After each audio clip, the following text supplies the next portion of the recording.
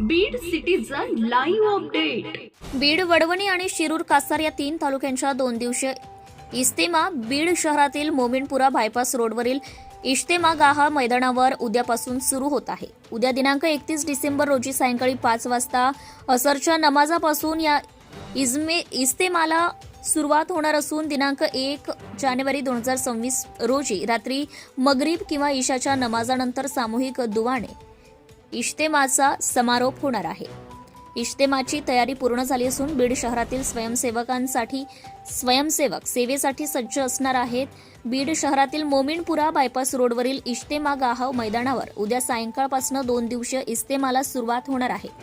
सायंकाळी असरच्या नमाजानंतर सुरू होणाऱ्या इज्तेमामध्ये प्रमुख धर्मगुरू मार्गदर्शन करणार आहेत।